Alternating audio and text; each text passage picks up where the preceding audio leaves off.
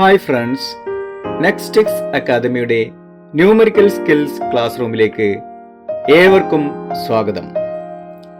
Numerical skills class റൂമിൽ ഇന്ന് വളരെ പ്രധാനപ്പെട്ട ഒരു വിഷയമാണ് നമ്മൾ പഠിക്കാൻ വേണ്ടി പോകുന്നത്. Basic numerical skills Kannur, Calicut, Kerala MG യൂണിവേഴ്സിറ്റികളുടെ സിലബസ് അനുസരിച്ചുള്ള ക്ലാസ് ആണ് നിങ്ങൾക്ക് വേണ്ടി പ്രൊവൈഡ് ചെയ്യുന്നത്. റേഷ്യോസ് പാർട്ട് 1 അതാണ് ഇന്നത്തെ ക്ലാസ്സിൽ പ്രധാനമായും നമ്മൾ ചർച്ച ചെയ്യാൻ വേണ്ടി പോകുന്നത്. അപ്പോൾ ഈ ഒരു ചാനൽ നിങ്ങൾ ആദ്യമായി സന്ദർശിക്കുകയാണ് എങ്കിൽ തീർച്ചയായും ചാനൽ സബ്സ്ക്രൈബ് ചെയ്യുകയും അതുപോലെ തന്നെ ഇത്രനാളും നിങ്ങൾ തന്നിരിക്കുന്ന സപ്പോർട്ട് തുടരുകയും ചെയ്യുക. ഇനി നിങ്ങൾക്ക് വീഡിയോ ഇഷ്ടപ്പെട്ടു എങ്കിൽ ലൈക്കും കമന്റും വാരി വിതറാൻ മറക്കാതിരിക്കുക.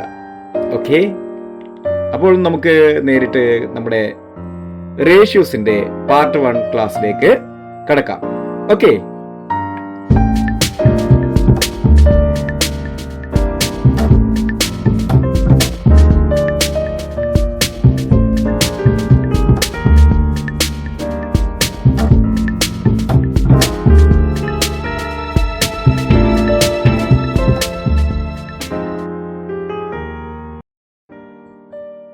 റേഷ്യോ എന്താണ്? റേഷ്യോ നമ്മൾ ഒരുപാട് സ്ഥലങ്ങളിൽ കേട്ടിട്ടുള്ള ഒരു പദമാണ് ratio.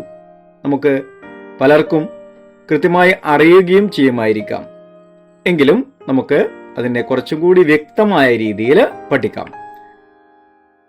Ratio is the relation between two quantities of the same kind with regard to their magnitude. It denotes how many times one of the two quantities is contained in the other. If A and B are two quantities, the ratio A and B is written as A is to B. നമ്മൾ വായിക്കുന്നത് A is to B എന്നാണ്. എഴുതുന്നത് A കഴിഞ്ഞിട്ട് ഒരു രണ്ട് dot എന്നിട്ട് B എന്ന്. Okay, here first quantity A is called the antecedent and second quantity B is called the consequent. Clear? ആദ്യത്തെ ഭാഗം എ ഈസ് ടു ബി എന്ന് പറയുന്നത് എ എന്നത് ആന്റിസിഡന്റ് എന്നാണ് പറയുക, ബി എന്നത് അതിന്റെ consequent. Okay, the ratio A is to B can also be written as A divided by B. അപ്പോൾ റേഷ്യോ എന്ന് പറഞ്ഞാൽ ഒന്നുമില്ല, വളരെ സിമ്പിൾ ആയിട്ടുള്ള ഒരു കാര്യമാണ്. രണ്ട് നമ്പറുകൾ തമ്മിൽ ഉള്ള ഒരു റിലേഷൻ എക്സ്പ്രസ് ചെയ്യുകയാണ്. രണ്ട് ക്വാണ്ടിറ്റീസ് തമ്മിലുള്ള സെയിം മാഗ്നിറ്റ്യൂഡ്, ഒരേ മാഗ്നിറ്റ്യൂഡ് ആയിരിക്കണേ. അവിടെ ശ്രദ്ധിക്കേണ്ട കാര്യം, ഒരേ മാഗ്നിറ്റ്യൂഡിലുള്ള രണ്ട് ക്വാണ്ടിറ്റീസിന്റെ റിലേഷൻ എക്സ്പ്രസ് ചെയ്യുകയാണ്. So how many times one of the two quantities is contained in the other. അതായത് ആ രണ്ട് ക്വാണ്ടിറ്റീസിലെ ഒരു ക്വാണ്ടിറ്റി അതർ ക്വാണ്ടിറ്റിയിൽ എത്ര തവണ അടങ്ങിയിരിക്കുന്നു എന്നാണ് നമ്മൾ റേഷ്യോ എന്നതിലൂടെ, അല്ലെങ്കിൽ റേഷ്യോ ക്വാണ്ടിറ്റീസ് ആയിട്ട് എക്സ്പ്രസ് ചെയ്യുന്നതിലൂടെ, ന്യൂമറിക്കലി എക്സ്പ്രസ് ചെയ്യുന്നതിലൂടെ ഉദ്ദേശിക്കുന്നത്. അപ്പോൾ എന്താണ് റേഷ്യോ എന്ന് സിംപ്ലി ചോദിച്ചു കഴിഞ്ഞാൽ നമുക്ക് അതിലും സിംപ്ലി മറുപടി പറയാൻ പറ്റുന്നത് ഇങ്ങനെയാണ്. എന്ത്? Simply ratio means one number expressed in terms of another. അതായത് ഒരു നമ്പർ മറ്റൊരു നമ്പറുമായിട്ടുള്ള റിലേഷൻ ആയിട്ട് അത് എക്സ്പ്രസ് ചെയ്യുന്ന രീതി, അതിനെയാണ് റേഷ്യോ എന്ന് പറയുന്നത്. ഓക്കെ, ഇപ്പോൾ വ്യക്തമായി കാണും. അപ്പോൾ നമുക്ക് റേഷ്യോസിന്റെ കുറച്ച് പ്രോബ്ലംസ് ചെയ്തു നോക്കണം. അതിന്റെ റേഷ്യോസിന്റെ കുറച്ച് പ്രോപ്പർട്ടീസ് നമ്മൾ ഐഡന്റിഫൈ ചെയ്യണം, അത് പഠിക്കണം. ആദ്യമായിട്ട് നമ്മൾ പഠിക്കാൻ വേണ്ടി പോകുന്നത് A square is to B square is the duplicate ratio of A is to B. Duplicate എന്ന് പറഞ്ഞു കഴിഞ്ഞാൽ എന്താണ്? ഒന്നിന്റെ രണ്ടാമത്തെ കോപ്പി, അതിനെയാണ് നമ്മൾ ഡ്യൂപ്ലിക്കേറ്റ് എന്ന് പറയുക. ഓക്കെ, അപ്പോൾ ഇവിടെ A square is to B square. A square എന്ന് പറഞ്ഞാൽ നമുക്കറിയാം എ ഇൻറ്റു എ ആണ് അല്ലേ, രണ്ടാമത്തെ ഒരു കോപ്പി. അത് ബി എന്ന് പറഞ്ഞു കഴിഞ്ഞാൽ നമുക്കറിയാം. അതുപോലെ തന്നെ ബി സ്ക്വയർ എന്ന് പറഞ്ഞാലും നമുക്കറിയാം. എന്താണ് B square? B into B ആണ്. അപ്പോൾ A square is to B square എന്നത് എ ഈസ് ടു ബി എന്നതിന്റെ ഡ്യൂപ്ലിക്കേറ്റ് റേഷ്യോ ആണ്. ഡ്യൂപ്ലിക്കേറ്റ് റേഷ്യോ 2 എന്നതുണ്ടാവും ഡ്യൂപ്ലിക്കേറ്റ് എന്ന് പറയുമ്പോൾ. അപ്പോൾ ഡ്യൂപ്ലിക്കേറ്റ് പോലെ നമുക്ക് ട്രിപ്ലിക്കേറ്റ് ഉണ്ടാവില്ലേ? അങ്ങനെയാണെങ്കിൽ 2ന്റെ സ്ഥാനത്ത് എന്തായിരിക്കും? 3 എന്നായിരിക്കും. ട്രിപ്പിൾ അല്ലേ? നോക്കാം.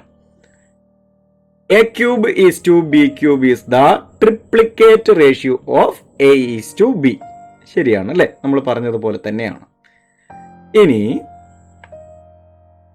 Square root of A is to square root of B is the subduplicate ratio of A is to B.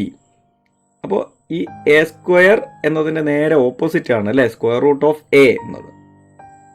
B square എന്നുള്ളതിന്റെ നേരെ ഓപ്പോസിറ്റ് ആണ് സ്ക്വയർ റൂട്ട് ഓഫ് ബി എന്നത്.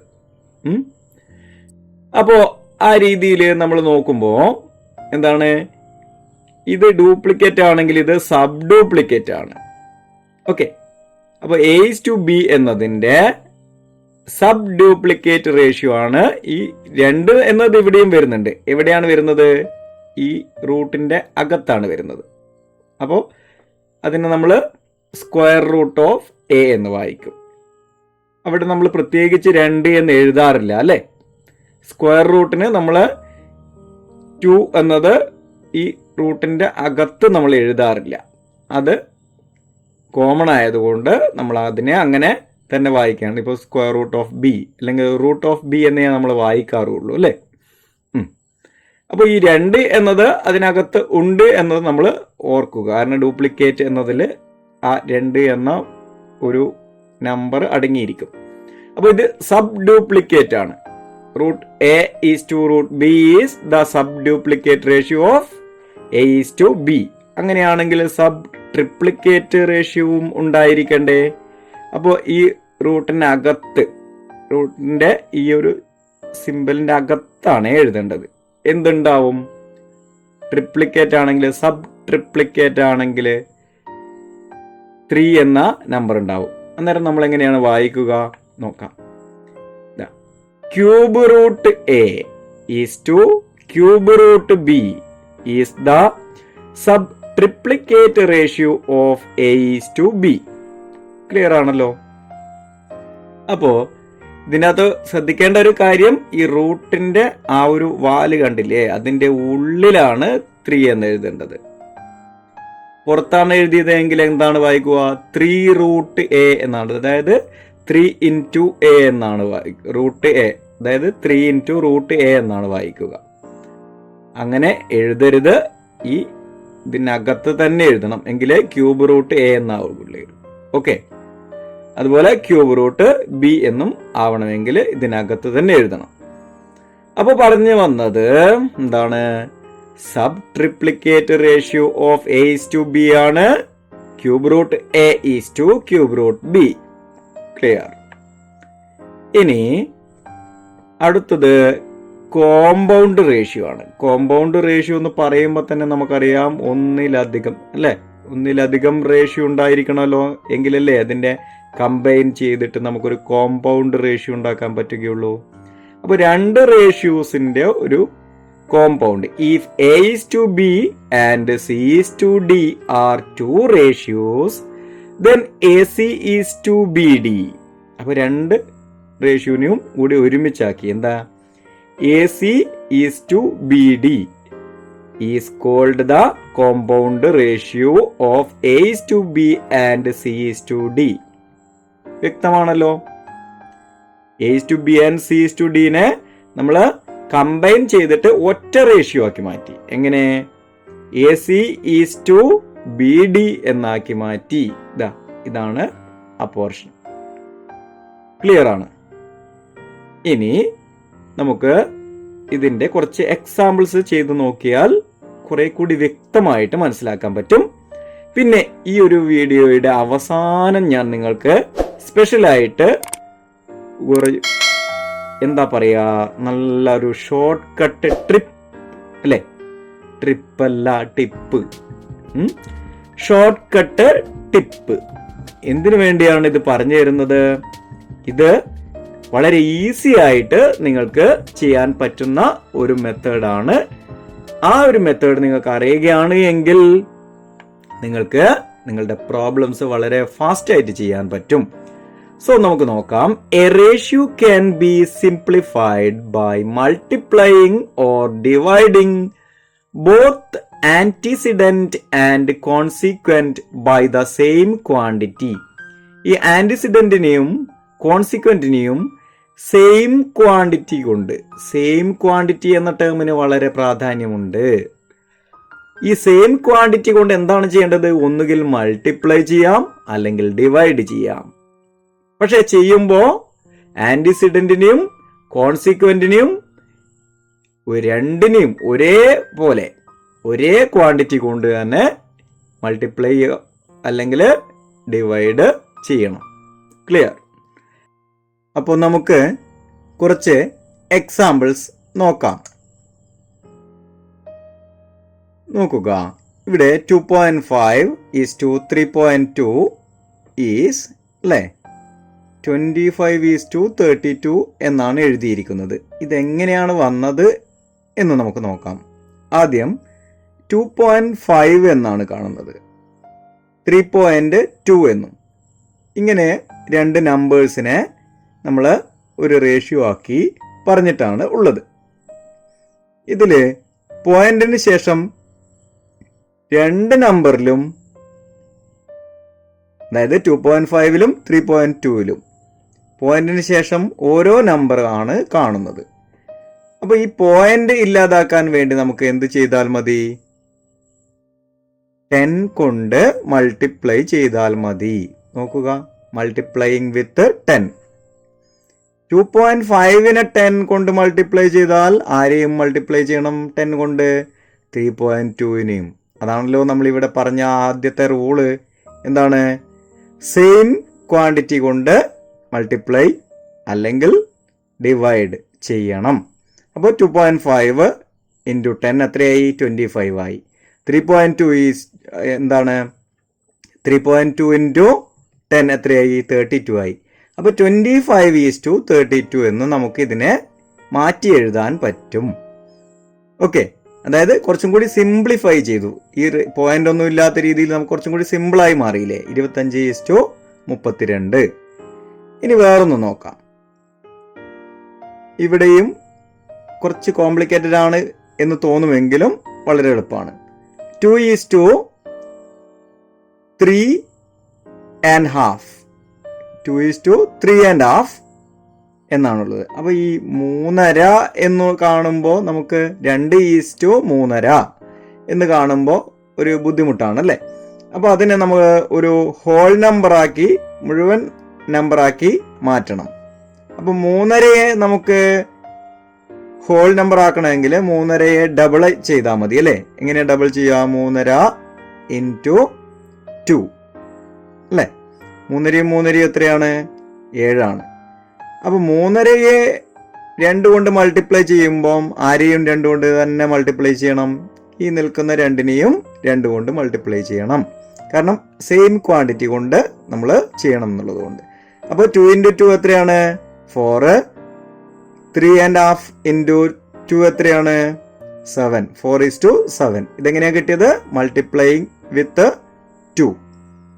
ഇതുപോലെ വേറൊരു എക്സാമ്പിൾ നോക്കാം. 49 ഈസ് ടു 21.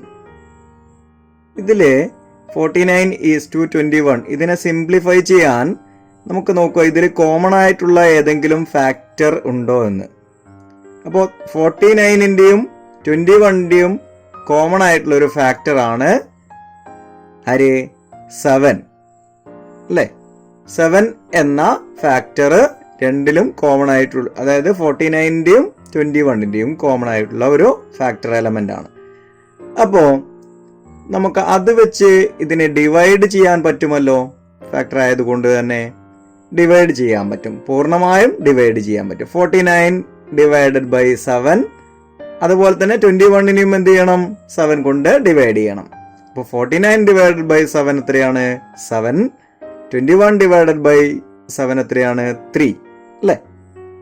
അപ്പോൾ സംഭവം ക്ലിയർ ആണല്ലോ. അല്ലെങ്കിൽ നമുക്ക് എങ്ങനെയും പറയാം, ഈ 49 21 ഇതിനെ ഡിവൈഡ് ചെയ്യുന്നതിന് പകരം മൾട്ടിപ്ലൈ ചെയ്താലും കിട്ടുമോ? മൾട്ടിപ്ലൈ ചെയ്താൽ നമുക്ക് ലഭിക്കുമോ? ലഭിക്കും അല്ലേ? എങ്ങനെയാണ്? 49 ഇൻറ്റു 1/7. 49 ഇൻറ്റു 1/7.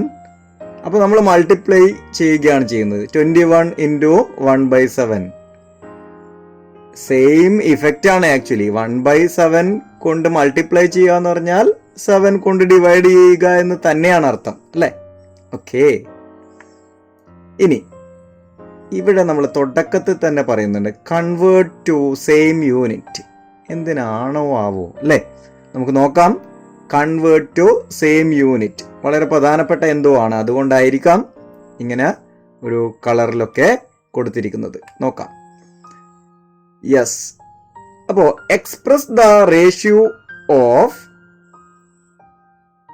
ഈ റേഷ്യൂസിനെ എക്സ്പ്രസ് ചെയ്യാനാണ് പറഞ്ഞിരിക്കുന്നത്. എങ്ങനെ എക്സ്പ്രസ് ചെയ്യാൻ? അത് കൃത്യമായ റേഷ്യോയില് എക്സ്പ്രസ് ചെയ്യാൻ വേണ്ടി ശരിയായ രീതിയിൽ, കുറച്ചും കൂടി സിമ്പിൾ ആയിട്ടുള്ള രീതിയിൽ എക്സ്പ്രസ് ചെയ്യാൻ വേണ്ടി നമ്മളോട് ആവശ്യപ്പെട്ടിരിക്കുകയാണ്. അപ്പോൾ ഇത് ചെയ്യുമ്പോൾ ശ്രദ്ധിക്കേണ്ട കുറച്ച് കാര്യങ്ങൾ ഉള്ളത് കൊണ്ടാണ് കൺവേർട്ട് ടു സെയിം യൂണിറ്റ് എന്ന് പ്രത്യേകം പറഞ്ഞിരിക്കുന്നത്. നോക്കാം. ആദ്യത്തെ ക്വസ്റ്റ്യൻ നമുക്ക് ശ്രദ്ധിച്ചു നോക്കാം. ₹3.50 ആൻഡ് ₹4.20. റുപ്പീസ് ആണല്ലോ രണ്ടും, സെയിം യൂണിറ്റ് ആണല്ലോ. അപ്പൊ ഇവിടെ ആ പ്രശ്നം കൺവേർഷന് ആവശ്യമില്ല എന്ന് തോന്നുന്നു അല്ലേ? ഇനി അടുത്തത് 50 കിലോഗ്രാം ആൻഡ് 1.5 ക്വിന്റൽ. അവിടെ പ്രശ്നമുണ്ട് അല്ലേ? 50 കിലോഗ്രാം ഒന്ന് തന്നിരിക്കുന്നത്, അടുത്തത് 1.5 ക്വിന്റൽസ്. അപ്പൊ ഇതിന്റെ റേഷ്യോസ് എക്സ്പ്രസ് ചെയ്യാൻ വേണ്ടിയിട്ടാണ് പറഞ്ഞിരിക്കുന്നത്. ഇനി 1 റുപ്പി ആൻഡ് 20 പൈസ. ഇവിടെയും വ്യത്യസ്തമാണ് അല്ലേ? ഒന്ന് റുപ്പിയിലാണ് തന്നിരിക്കുന്നത്, ഒന്ന് പൈസയിലാണ് തന്നിരിക്കുന്നത്. ഇതിനെന്താക്കേണ്ടി വരും? ആദ്യം സെയിം യൂണിറ്റ് ആയിട്ട് കൺവേർട്ട് ചെയ്യണം. എങ്കിലേ നമ്മൾ റേഷ്യോയില് നമുക്ക് ഒറ്റ റേഷ്യോയില് പറയാൻ പറ്റുകയുള്ളൂ. ഓക്കെ. അപ്പൊ നമുക്ക് ആദ്യത്തെ ഒരു ക്വസ്റ്റ്യൻ നോക്കാം. ₹3.50 ഈസ് ടു ₹4.20. ഇവിടെ നോക്കുക, എന്താണ് 3.50 ഈസ് ടു 4.20. ഇതിനെ പോയിന്റിന് ശേഷം ഏതാണ് നമ്പർ ഉള്ളത്? ഒരു നമ്പർ, പിന്നെ ഒരു 0 ആണുള്ളത് അല്ലേ? പിന്നെ ഇവിടെയും ഒരു നമ്പർ, പിന്നെ ഒരു 0. അപ്പൊ നമ്മൾ 10 കൊണ്ട് മൾട്ടിപ്ലൈ ചെയ്ത് കഴിഞ്ഞാൽ എത്രയായി മാറും? 35 എന്നായി മാറും അല്ലേ? 35. അതുപോലെ തന്നെ 4.2 എന്നതിനെ നമ്മൾ 10 കൊണ്ട് മൾട്ടിപ്ലൈ ചെയ്ത് കഴിഞ്ഞാൽ 42 എന്നാകും. അപ്പൊ രണ്ടിനെയും 10 കൊണ്ട് മൾട്ടിപ്ലൈ ചെയ്ത് കഴിഞ്ഞാൽ നമുക്ക് മുഴുവനായിട്ടുള്ള ഒരു പോയിന്റ് ഇല്ലാത്ത നമ്പർ ലഭിക്കും. 35:42. ഇനി ഇതിനെ പിന്നെയും സിംപ്ലിഫൈ ചെയ്യാൻ പറ്റുമോ? നോക്കുക. കോമൺ ആയിട്ടുള്ള എലമെന്റ്, കോമൺ ആയിട്ടുള്ള ഫാക്ടർ ഉണ്ടോ നോക്കുക. 35ന്റെയും 42ന്റെയും. അപ്പോൾ 7ന്റെ മൾട്ടിപ്പിൾസ് ആണല്ലേ ഇത് രണ്ടും. അതുകൊണ്ട് തന്നെ നമുക്ക് 7 കൊണ്ട് ഡിവൈഡ് ചെയ്യാൻ പറ്റും രണ്ടിനെയും. ഓക്കെ.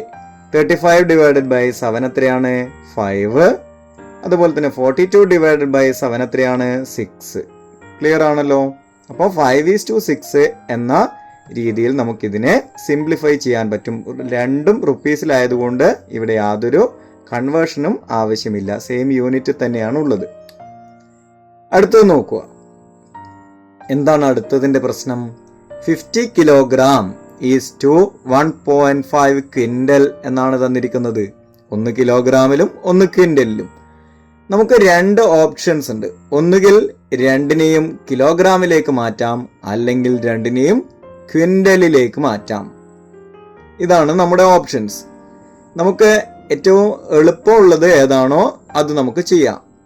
അപ്പോൾ ഈ എത്ര കിലോഗ്രാം ചേർന്നാലാണ് ഒരു ക്വിൻ്റൽ ആവുക എന്ന് നമ്മൾ അറിയണം. എങ്കിലല്ലേ നമുക്കതിനെ കൺവേർട്ട് ചെയ്യാൻ പറ്റുകയുള്ളൂ. ആണ്.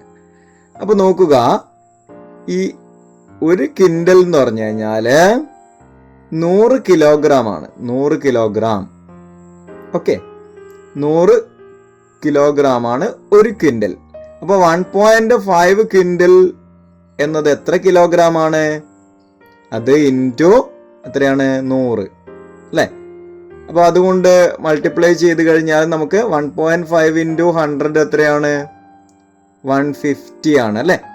150 ആണ്. അപ്പോൾ 50 കിലോഗ്രാം ഈസ് ടു 150 കിലോഗ്രാം എന്ന് മാറ്റി എഴുതാം. പിന്നെ 150 കിലോഗ്രാം ആണ്. 150 കിലോഗ്രാം ആണ് 1.5 ക്വിൻ്റൽ. അതിന് ഈക്വൽ ആക്കി നമ്മൾ എഴുതി. അപ്പോൾ നമുക്ക് 50:150 എന്ന് എഴുതാൻ പറ്റും. എന്തുകൊണ്ടാണ് എഴുതാൻ പറ്റിയത്? 1 ക്വിൻ്റൽ ഈക്വൽ ടു 100 കിലോഗ്രാം എന്ന ഒരു നോളജ് നമുക്കുള്ളത് കൊണ്ടാണ്. ഓക്കെ, അപ്പോൾ ഇനി 50:150 എന്നതിനെ നോക്കുക. ഇതിൽ കോമൺ ആയിട്ട് 50 ഉണ്ട് അല്ലേ? 50. അപ്പോൾ നമുക്ക് ഏറ്റവും ചെറിയ ഒരു റേഷ്യോയിലേക്ക് ഇതിനെ കൺവേർട്ട് ചെയ്യാൻ പറ്റും. 50:150 എന്ന് പറയുമ്പോൾ 50 എത്ര തവണ? 1 അല്ലേ? അപ്പോൾ 50 കൊണ്ട് ഡിവൈഡ് ചെയ്ത് കഴിഞ്ഞാൽ, രണ്ടിനെയും ഡിവൈഡ് ചെയ്ത് കഴിഞ്ഞാൽ 1, പിന്നെ 150 ഡിവൈഡ് ബൈ 50 എത്രയാണ്? 3 ആണ്. 1:3 എന്ന് നമുക്ക് ഇതിനെ കൺവേർട്ട് ചെയ്യാൻ പറ്റും. ഇത് സെയിം ക്വാണ്ടിറ്റിയിലേക്ക് അല്ലെങ്കിൽ സെയിം യൂണിറ്റിലേക്ക് നമ്മൾ കൺവേർട്ട് ചെയ്തിട്ടാണ് ചെയ്തത്. ഇനി അടുത്തത് നോക്കുക. 1 rupee ഈസ് ടു 20 പൈസ ഈക്വൽ ടു 100 ഈസ് ടു 20. അതെങ്ങനെയാണ് അങ്ങനെ എഴുതിയത്? ഇവിടെ നോക്കുക, റുപ്പി എന്നത് അതുപോലെ പൈസ എന്നതും രണ്ട് വ്യത്യസ്തമായ യൂണിറ്റുകളാണല്ലോ. സെയിം യൂണിറ്റിലേക്ക് കൺവേർട്ട് ചെയ്യാം. ഒന്നുകിൽ നമുക്ക് രണ്ടിനെയും റുപ്പിയാക്കി മാറ്റാം, അല്ലെങ്കിൽ രണ്ടിനെയും പൈസയാക്കി മാറ്റാം.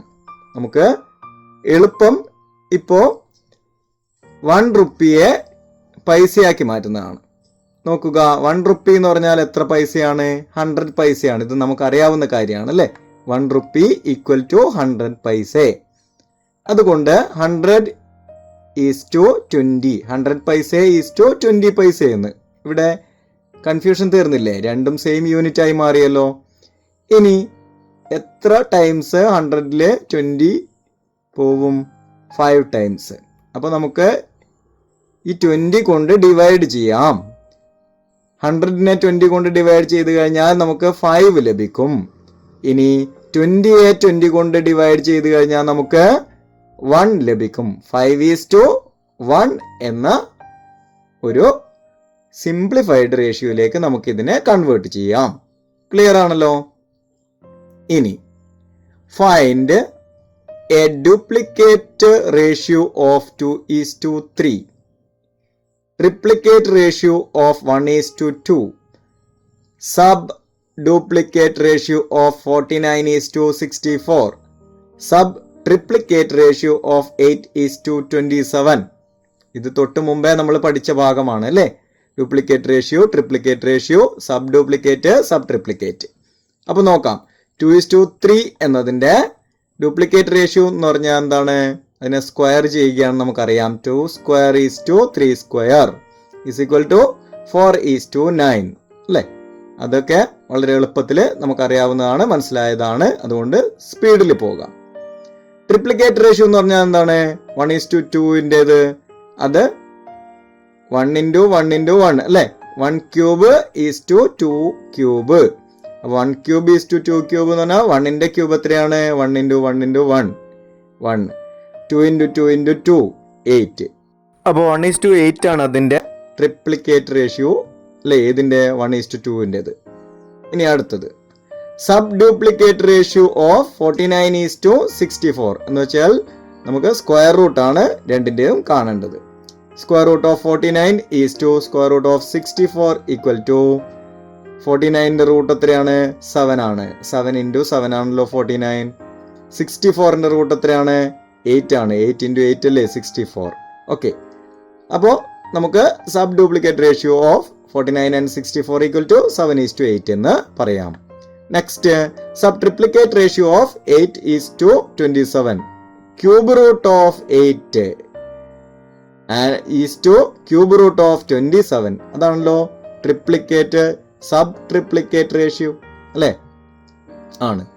അപ്പോ ക്യൂബ് റൂട്ട് ഓഫ് 8 ഏതോ ഒരു നമ്പറിനെ 3 തവണ മൾട്ടിപ്ലൈ ചെയ്താൽ നമുക്ക് 8 കിട്ടും. അതേതാണ് എന്ന് നോക്കാം. 2 into 2 into 2. അതുകൊണ്ട് cube root of 8 equal to 2. ഇനി ക്യൂബ് റൂട്ട് ഓഫ് 27 എത്രയാണ്? 3 into 3 into 3 അല്ലേ? അതാണ് 27. അപ്പൊ 2:3 എന്ന് നമുക്ക് എഴുതാം. ഉത്തരം ക്ലിയർ ആണ്. ഇനി which of the following to ratios is greater? 3:4 and 5:6. ഇതിലേതാണ് വലിയ റേഷ്യോ എന്നാണ് ചോദ്യം. ഇത്തരം കണക്കുകൾ ചെയ്യുന്നതിന് നമുക്ക് എളുപ്പത്തിൽ ഫാസ്റ്റായിട്ട് ചെയ്യുന്നതിന് വേണ്ടി ഒരു ട്രിക്ക് ഉണ്ട്. ആ ട്രിക്ക് വീഡിയോയുടെ അവസാനം ഞാൻ പറയുന്നതായിരിക്കും. അതുകൊണ്ട് വീഡിയോ സ്കിപ്പ് ചെയ്യാതെ തുടർന്ന് കാണുക. നോക്കാം. ഇത് നമ്മൾ നേരായ മാർഗത്തിൽ ചെയ്യുന്നതാണ് ഇപ്പോൾ പറഞ്ഞു തരുന്നത്. 3:4 equal to 3/4 എന്ന് എഴുതാമല്ലോ. എഴുതാം. 3:4 എന്നതിനെ ആദ്യം നമ്മൾ 3/4 എന്ന് എഴുതുന്നു. എന്നിട്ട് നമ്മൾ 3/4 എന്നതിൻ്റെ ആ ഹരണ പ്രക്രിയ നടത്തിയതിന് ശേഷം ഡിവൈഡ് ചെയ്തിട്ട് കിട്ടുന്ന നമ്പർ എത്രയാണെന്ന് നോക്കൂ. 0.75 ആണ്. 3/4 എന്ന് പറഞ്ഞാൽ നമുക്കറിയാം മുക്കാലാണ്. 0.75 75% ആണല്ലോ. അപ്പോൾ നമുക്ക് 0.75 എന്ന് കിട്ടി. ഇനി 5:6 ഇതുപോലെ 5/6 എന്ന് എഴുതാം. എന്നിട്ട് അതിൻ്റെ ഈ രീതിയിൽ നമ്മൾ ഡിവൈഡ് ചെയ്തിട്ട് കിട്ടുന്ന അതിൻ്റെ ഹരണഫലം എത്രയാണ് എന്ന് നോക്കാം. 5/6 എന്ന് പറയുമ്പോൾ നമുക്ക് ഈസി ആയിട്ട് ചെയ്യാവുന്നതാണ്. 8 6 48, 2 ബാക്കി അല്ലേ? അങ്ങനെ വരും പോയിന്റിന് ശേഷം. അപ്പോൾ 50 നിന്ന് നമുക്ക് 48 കഴിഞ്ഞാൽ ബാക്കി 2, അപ്പോൾ 20 എന്നവിടെ സങ്കല്പിക്കുക. 0 ഉള്ളതുകൊണ്ട് 3 6 18. ഓക്കെ, വീണ്ടും 2 ബാലൻസ് വരും. അതിങ്ങനെ 0.83333 ഇങ്ങനെ കണ്ടിന്യൂ ചെയ്തു പോകും. ഓക്കെ, അത് നമുക്ക് മനസ്സിൽ ചെയ്യാവുന്നതാണ്. ഇതൊക്കെ ഇത് ഇവിടെ ചെയ്തതും അതുപോലെ തന്നെ. 7 4 28, 2 ബാക്കി. പിന്നെ അതായത് 2ന് ശേഷം പിന്നെ നമുക്ക് അടുത്ത 0 ഇട്ടതായി സങ്കല്പിച്ചിട്ട് 5 4 20 അവിടെ പൂർണ്ണമാകുന്നു. ഓക്കെ, ഇപ്പോൾ 0.75 0.83 ആണ് നമുക്ക് കിട്ടുക എന്നർത്ഥം. നിങ്ങൾ ഡിവൈഡ് ചെയ്ത് നോക്കിയാൽ നിങ്ങൾക്ക് ഇതാണ് ലഭിക്കുക. അപ്പോൾ ഇത് കാണുമ്പോൾ നമുക്ക് പെട്ടെന്ന് പറയാൻ പറ്റും ഇതിലേതാ വലുത് ഏതാ ചെറുത് എന്ന്. 0.83 0.75 നോക്കിയാൽ 0.83 ആണ് വലുത് നമുക്ക് പറയാം. അതിന് റെപ്രസെന്റ് ചെയ്യുന്ന ഈ ഒരു രീതിയിൽ ഭിന്നസംഖ്യയായിട്ട് നമ്മൾ എഴുതിയിരിക്കുന്നത് അല്ലേ? അങ്ങനെ ഫ്രാക്ഷനായിട്ട് എഴുതിയിരിക്കുന്നത് 5/6 എന്നാണ്. അപ്പോൾ അതാണ് ഇതിലെ വലുത്, ഗ്രേറ്റർ നമ്പർ എന്ന് നമുക്ക് ഐഡന്റിഫൈ ചെയ്യാം, തിരിച്ചറിയാം. ഇനി 5:6 ഈസ് ഗ്രേറ്റർ എന്ന് നമുക്ക് മനസ്സിലായി. അതുപോലെ തന്നെ arrange the following ratios in the ascending order എന്നാണ് അടുത്തൊരു ചോദ്യം. അസെൻഡിങ് ഓർഡർ എന്ന് പറഞ്ഞാൽ ഇൻക്രീസിങ് ഓർഡർ. അപ്പോൾ ഏറ്റവും ചെറുതിൽ നിന്ന് വലുതിലേക്കുള്ള ഓർഡറിലായിരിക്കണം. അപ്പോൾ ഏതിനേക്കാളും വലുതാണോ ചെറുതാണോ എന്ന് നമുക്ക് കൃത്യമായിട്ട് അറിഞ്ഞിരിക്കണം. ഓക്കെ, അപ്പോൾ നോക്കാം. 3/5, 2/3 and 4/9 ഇതാണ് നമുക്ക് തന്നിരിക്കുന്ന നമ്പേഴ്സ്. ഇതിനെ എങ്ങനെയാണ് ചെയ്യാൻ നോക്കാം. ഇതേ മെത്തേഡ് നമ്മൾ ഫോളോ ചെയ്താൽ 3/5നെ നമ്മൾക്ക് ഡിവൈഡ് ചെയ്താൽ ലഭിക്കുന്നത് 0.60 എന്നാണ്. ഇനി 2/3യെ ഡിവൈഡ് ചെയ്യുകയാണ് അടുത്ത ചെയ്യേണ്ടത്. എത്രയാണ് ലഭിക്കുക? നിങ്ങളൊന്ന് ചെയ്ത് നോക്കുക. 2/3യെ ഡിവൈഡ് ചെയ്ത് കഴിഞ്ഞാൽ എത്രയാണ് ലഭിക്കുക? 0.67 അല്ലേ? 0.67 അത് തന്നെയല്ലേ ലഭിക്കുന്നത്? ചെക്ക് ചെയ്യുക. ആൻഡ് 4/9നെ ഡിവൈഡ് ചെയ്താൽ എത്രയാണ് ലഭിക്കുക? 0.44 എന്നാണ് ലഭിക്കുക. അപ്പോൾ ഇവിടെ നോക്കുക. 0.60, 0.67, 0.44. ഇതിൽ ഏറ്റവും വലുത് ഏതാണ്? 0.67 ആണ്. അപ്പോൾ ഇതിനെ ഡിവൈഡ് ചെയ്യണം എന്നുള്ളത് മാത്രമാണ് ഈ ഒരു മെത്തേഡിൽ നമുക്കുള്ള ബുദ്ധിമുട്ട്. ഓക്കെ, 0.67 ആണ് വലുത്. ഇനിയോ അതിന് ശേഷം ഏതാണ്? തൊട്ട് താഴെയുള്ളത് 0.60 ആണ്. അപ്പോൾ 2/3, പിന്നെ 3/5, പിന്നെ 4/9. ഇത് ഏത് ഓർഡറിലാണ് നമ്മളിപ്പോൾ പറഞ്ഞത്? വലുതിൽ നിന്ന് ചെറുതിലേക്കുള്ള ഓർഡറിലാണ്. നമുക്ക് വേണ്ടത് അസെൻഡിങ് ഓർഡർ ആണ്. അസെൻഡിങ് ഓർഡർ എന്ന് പറയുമ്പോൾ ഏറ്റവും ചെറുതാണ് ആദ്യം പറയേണ്ടത്. 4/9, പിന്നെ 3/5, ദെൻ 2/3 അല്ലേ? 4/9 ആണ് നമ്മുടെ സ്മോളസ്റ്റ്, 2/3 ആണ് ഗ്രേറ്റസ്റ്റ്. അതിന്റെ മിഡിലിൽ നിൽക്കുന്ന ആരാണ്? അടുത്ത ആള് ആര്? 3/5 അല്ലേ? അപ്പോൾ writing the ratios in the ascending order, then we will get 4/9, 3/5 and 2/3. ഇനി divide 24 in the ratio 5:1. ഈ 24 എന്നതിനെ 5:1, ഇത് നമ്മൾ സാധാരണ സിമ്പിൾ ആയിട്ട് ഇപ്പം 24 ആപ്പിള് നമ്മൾ 2 പേർക്കായിട്ട് വീതിച്ചു കൊടുക്കുന്നു. ഈ രീതിയിലൊക്കെ നമുക്ക് ചോദ്യങ്ങൾ ചോദിക്കാവുന്നതാണ്. അപ്പൊ ഈ 24 ആപ്പിള് 2 കുട്ടികൾക്കായിട്ട് വീതിച്ചു കൊടുക്കുമ്പോൾ 5:1 എന്ന അനുപാതത്തിൽ ആയിരിക്കണം കൊടുക്കുന്നത് എന്നൊരു കണ്ടീഷനും കൂടി പറയുന്നുണ്ട്. അങ്ങനെയാണെങ്കിൽ 24 ആപ്പിള് ഇങ്ങനെ ഡിവൈഡ് ചെയ്ത് കൊടുക്കുമ്പോൾ ഒരാൾക്ക് 5, അടുത്ത ആൾക്ക് 1 എന്നുള്ള രീതിയിൽ കൊടുക്കുമ്പോൾ എങ്ങനെയാണ് ഈ 24 തീരുന്നത്? ആ സമയത്ത് ആദ്യത്തെ ആൾക്ക് എത്ര ലഭിക്കും, രണ്ടാമത്തെ ആൾക്ക് എത്ര ലഭിക്കും എന്നുള്ളതാണ് നമുക്ക് കണ്ടുപിടിക്കേണ്ടത്. ഓക്കെ, അപ്പോൾ ഡിവൈഡ് 24 ഇൻ ദ റേഷ്യോ 5:1. ഇത് ചെയ്യുന്നതിനുള്ള മെത്തേഡാണ് പറയുന്നത്. 1 പാർട്ട് ഈസ് അല്ലേ, അതിന്റെ ഒരാളുടെ പാർട്ട് എങ്ങനെയാണ് കാണുക? ഈ മൊത്തം പാർട്ടിനെ നമ്മൾ എന്ത് ചെയ്യണം? എത്ര പേർക്കാണ് കൊടുക്കേണ്ടത്? 2 പേർക്കാണ്. അപ്പോൾ ടോട്ടല് എത്രയാണ്? 5:1 എന്ന അനുപാതത്തിലാവുമ്പോ 5, 1, 6 ഭാഗമാണ് മൊത്തത്തില് ഇതിനെ ആക്കേണ്ടത്. 24നെ 6 ഭാഗമായിട്ടാണ് മാറ്റേണ്ടത്. ഈ 6ല് 5 ഭാഗം ആദ്യത്തെ ആൾക്ക്, 6ല് 1 ഭാഗം രണ്ടാമത്തെ ആൾക്ക്. അങ്ങനെയാണല്ലോ. നോക്കുക, 5 + 1 6. അപ്പോൾ 5/6 ആദ്യത്തെ ആൾക്ക്, 1/6 രണ്ടാമത്തെ ആൾക്ക്. ഈ രീതിയിലാണ് ഐഡന്റിഫൈ ചെയ്യുക. ഓക്കെ, അപ്പോൾ ഒന്നാമത്തെ പാർട്ടില് ഉള്ള ആൾക്ക്, ഒന്നാമത്തെ ആൾക്ക് ലഭിക്കുക 24 × 5 ഡിവൈഡഡ് ബൈ 5 + 1, അതായത് 5/6. നമ്മൾ പറഞ്ഞത് തന്നെയാണ്. അപ്പോൾ അത് നമ്മൾ ചെയ്ത് കഴിഞ്ഞാൽ നമുക്ക് ലഭിക്കുക 20 ആണ്. 24 × 5/6. അപ്പോൾ ഡിവൈഡഡ് ബൈ 6 എന്നുള്ളതിൽ ഇവിടെ നോക്കുക. അപ്പോൾ 4 കൊണ്ട് നമുക്ക് അതിനെ വെട്ടിക്കളയാൻ പറ്റും. അപ്പോൾ 4 × 5 20 ലഭിക്കും. ക്ലിയർ. ഇനി രണ്ടാമത്തെ ആൾക്ക് ലഭിക്കുന്ന എത്രയാന്ന് നോക്കാം. ദ അതർ പാർട്ട്, ഈ 1/6 പോർഷൻ ലഭിക്കുന്ന ആളുടെ ഈ 24ൽ എത്രയാണ് ലഭിക്കുക എന്നുള്ളതാണ് നമ്മൾ നോക്കുന്നത്. 24 × 1/6.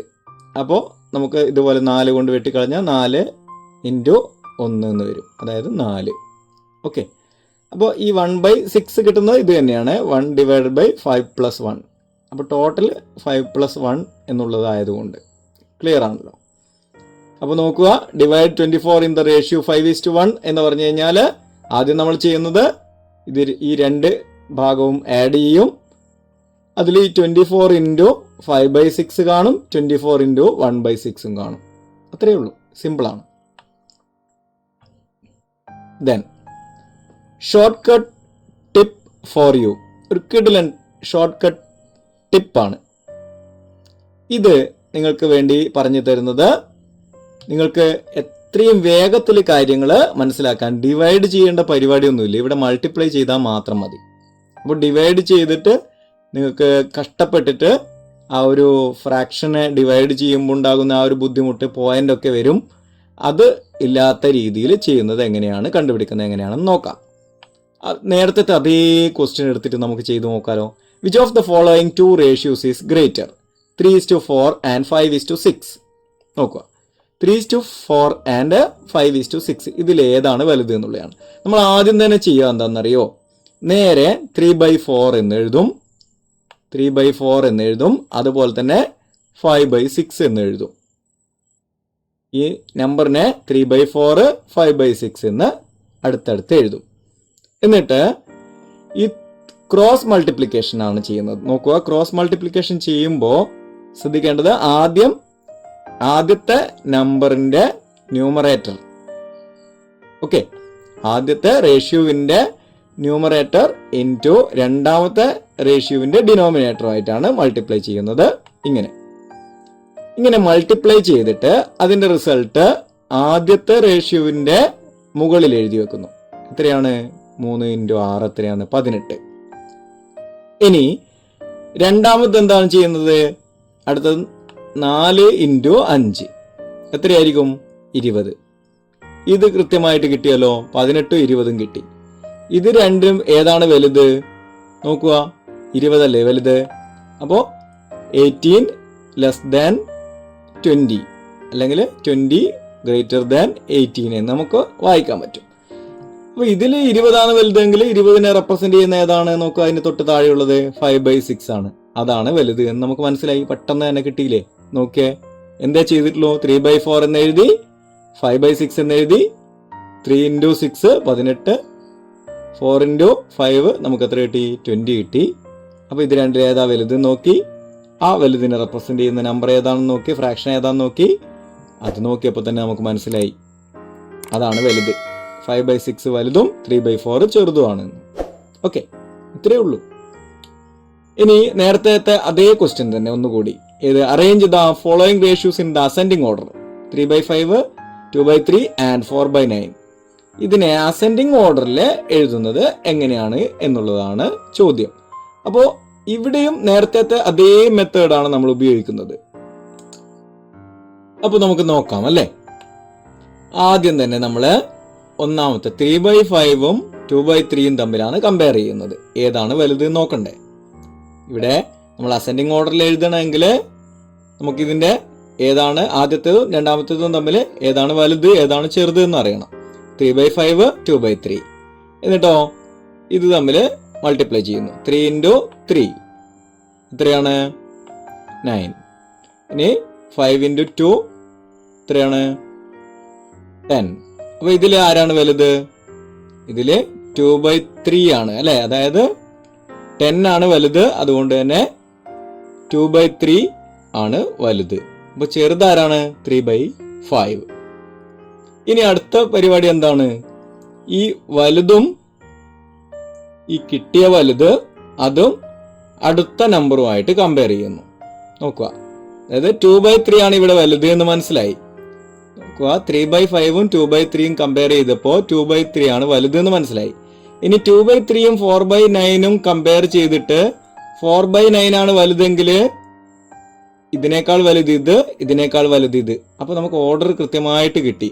ഇത് ചെറുത്, ഇത് അതിനേക്കാൾ വലുത്, ഇത് അതിനേക്കാൾ വലുത് എന്ന്. ഇനി തിരിച്ചിട്ടാണ് ലഭിക്കുന്നതെങ്കിലോ, അതായത് 3/5 വലുതാണ് 2/3, എന്നാൽ 4/9 വലുതാണ് 2/3. അപ്പോ രണ്ടിനേക്കാളും വലുതാണ് 2/3 എന്ന് ലഭിച്ചു കഴിഞ്ഞാൽ 3/5 4/9 തമ്മിലുള്ള റിലേഷൻ നമുക്ക് അതിൽ ആരാണ് വലുത് ചെറുത് എന്ന് നമുക്കറിയില്ല. അന്നേരം അതും കൂടി ചെക്ക് ചെയ്യേണ്ടി വരും അല്ലെ. ഈ ഒരു കേസിൽ ഇവിടെ ശ്രദ്ധിക്കേണ്ട കാര്യം ഇങ്ങനെയാണ്. 3/5 2/3 തമ്മിൽ നമ്മൾ കമ്പയർ ചെയ്തു. 2/3 ആണ് വലുത് എന്ന് കിട്ടി. ഇനി ആ വലുതും അടുത്ത നമ്പറുമായിട്ട് കമ്പയർ ചെയ്യുന്നു. അപ്പോൾ നമുക്ക് അടുത്ത നമ്പർ 4/9 ആണ് വലുത് എന്ന് കിട്ടിയാൽ നമുക്ക് യാതൊരു കൺഫ്യൂഷനും ഇല്ല.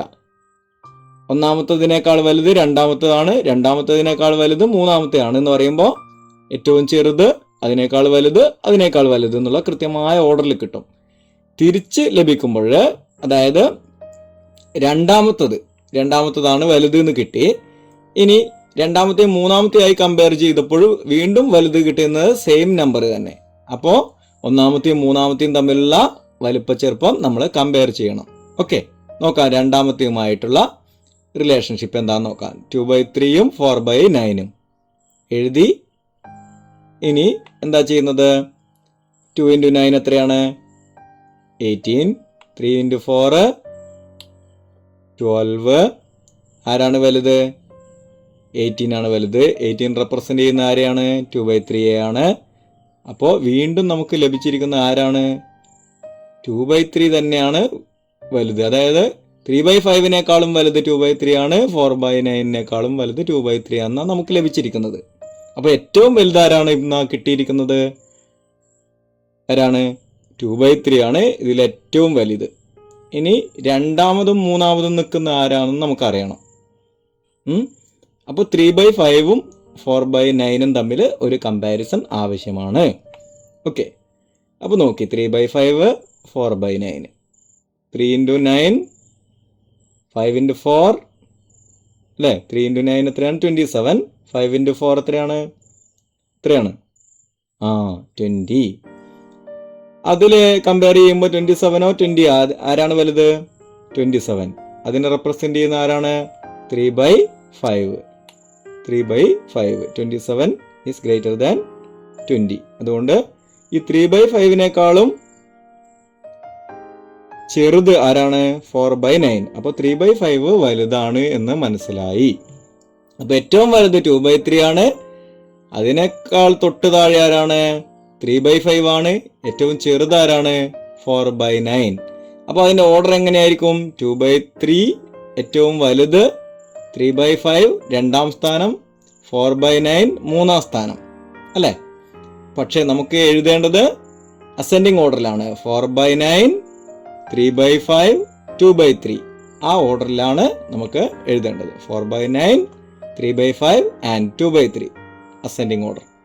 വളരെ എളുപ്പമാണ്. ഈ രീതിയിൽ നോക്കുമ്പോൾ നമുക്ക് ഡിവൈഡ് ചെയ്യേണ്ട, അതിൻ്റെ പോയിന്റുകൾ ഉള്ള രീതിയിൽ നമുക്ക് ആൻസർ കണ്ടെത്തിയിട്ട് അതിനെ കമ്പയർ ചെയ്യേണ്ട ആവശ്യമൊന്നുമില്ല. ജസ്റ്റ് ഒന്ന് മനസ്സിൽ നമുക്ക് മൾട്ടിപ്ലൈ ചെയ്താൽ തന്നെ ഇവിടെ ജസ്റ്റ് ഒന്ന് നോക്കുക. മനസ്സിൽ ഇതുപോലെ 3/5ഉം 2/3ഉം അപ്പോൾ നോക്കുമ്പോൾ തന്നെ നമുക്ക് ലഭിക്കും ഏതാണ് വലുത് എന്ന്. ഓക്കെ, ആ രീതിയിൽ ചെക്ക് ചെയ്താൽ വളരെ ഈസി ആയിട്ട് നിങ്ങൾക്ക് ഇത്തരം പ്രോബ്ലം സോൾവ് ചെയ്യാം. ഇത് PSC പരീക്ഷകളിലൊക്കെ ഉപയോഗിക്കുന്ന, ഏറ്റവും ഫാസ്റ്റ് ആയിട്ട് ഉത്തരം കണ്ടെത്തുന്നതിന് വേണ്ടിയിട്ട് ഉപയോഗിക്കുന്ന ടെക്നിക്കാണ്. ഓക്കെ, പക്ഷേ എക്സാം ടൈമിന് നിങ്ങൾ ഉപയോഗിക്കേണ്ടത് നമ്മൾ നോർമലി പറഞ്ഞിരിക്കുന്ന ഡിവൈഡ് ചെയ്തിട്ട് അതിൻ്റെ ആൻസർ കണ്ടെത്തുന്നതാണ്. പക്ഷേ നമുക്ക് അത് ശരിയാണോ എന്ന് ചെക്ക് ചെയ്യാൻ ഈ മെത്തേഡ് യൂസ് ചെയ്യാവുന്നതാണ്. ഓക്കെ, അപ്പോൾ ഈ റേഷ്യോവിൻ്റെ ഒന്നാമത്തെ പാർട്ട് ഇവിടെ തീരുകയാണ്. തുടർന്നും ക്ലാസ്സുകൾ കാണുക. നിങ്ങളുടെ വിജയത്തിന് വേണ്ടി നെക്സ്റ്റ് എക്സ് അക്കാദമി എന്നും നിങ്ങളുടെ കൂടെയുണ്ട്. Thank you for watching, sharing, caring and please subscribe to the channel Next X academy.